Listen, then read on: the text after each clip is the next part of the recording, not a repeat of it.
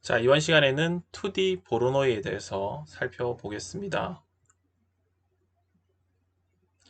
지금 라이노 화면을 보면 6개의 예제가 나와 있는 것을 확인할 수가 있습니다.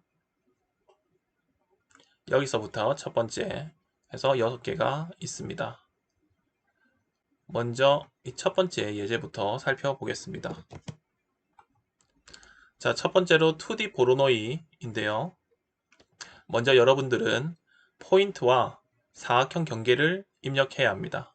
자, 먼저 포인트가 지금 입력이 되어 있습니다. 포인트가 이렇게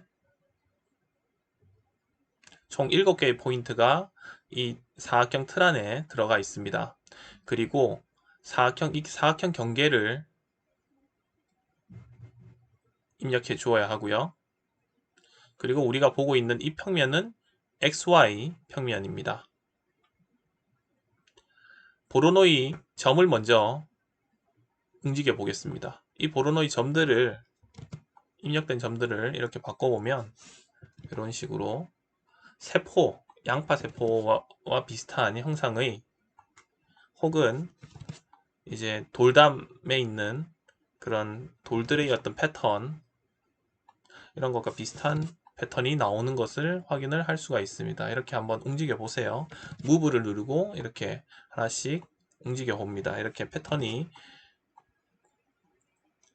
생성되는 것을 확인할 수가 있습니다.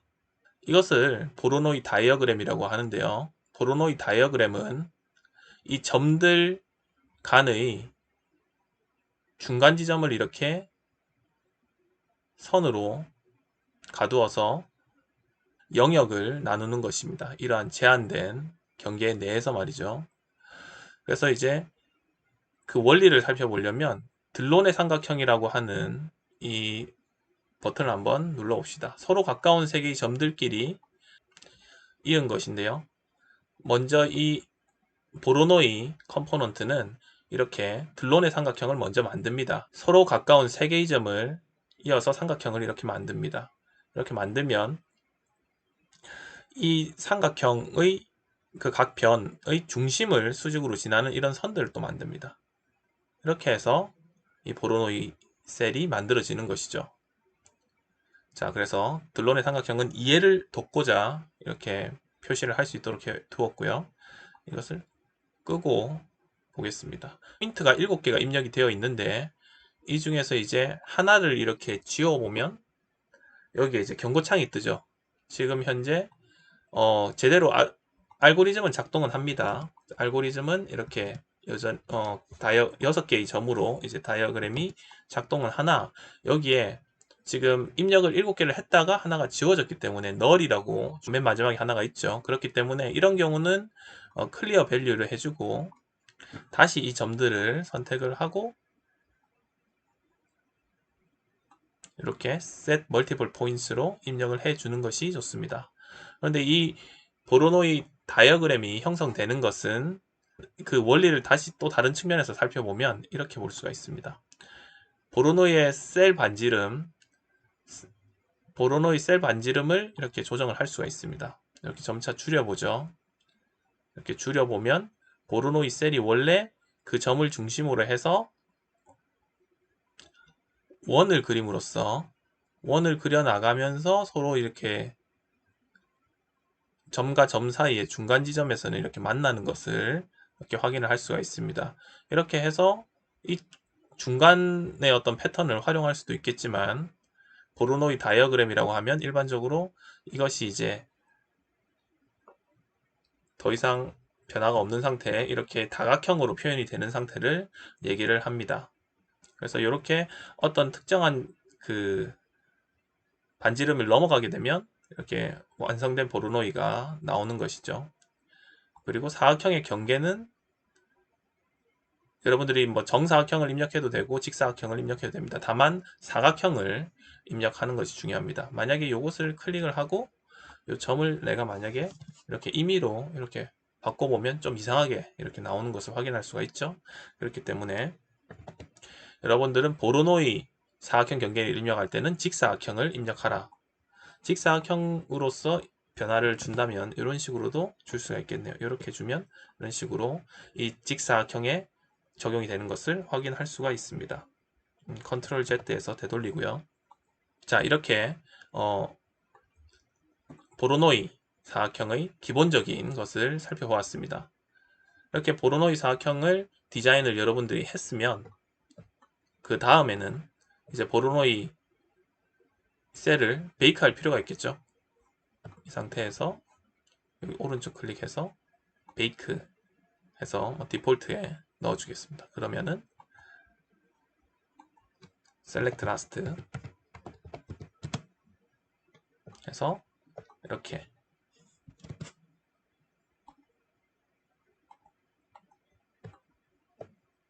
보로노이 셀들이 커브로 생성이 된 것을 확인을 할 수가 있습니다. 이것도 마찬가지로 6개의 커브가 생성이 되었네요. 자, 다음으로는 2D 보로노이와 랜덤 포인트를 결합한 형태를 살펴보겠습니다.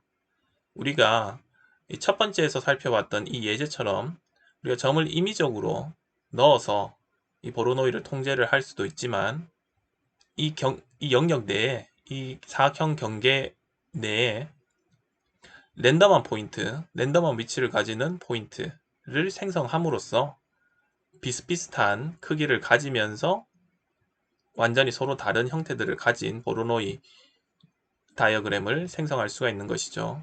좀 살펴보겠습니다.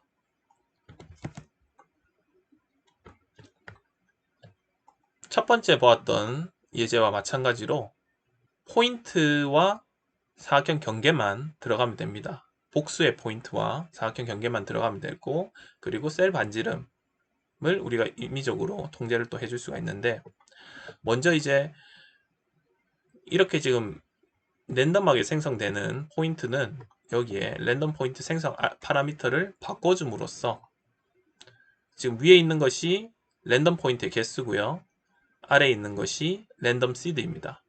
그래서 이렇게 지금 개수가 지금 점점 줄어들면서 이렇게 보로노이가 점들의 개수가 변화하고 보로노이 다이어그램 또한 변화하는 것을 확인할 수가 있습니다. 자, 그리고 이 아래에 있는 것은 이것도 마찬가지로 정수가 입력이 되는데 이것은 랜덤 시드라고 해서 우리가 랜덤이라고 하면은 임의라는 뜻을 가지죠.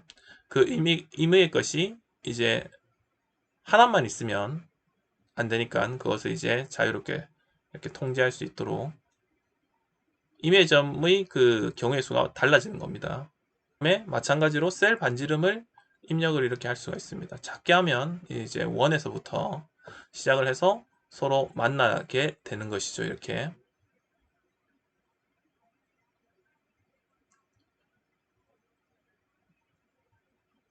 그 다음에 사각형 경계는 이렇게 입력이 되어 있는 것을 확인할 수가 있습니다. 이것도 마찬가지로 직사각형으로 이렇게 변화해서 입력하는 것이 가능합니다. 자, 첫 번째 알고리즘에서는 포인트를 직접 보로노이 컴포넌트에 입력을 했죠.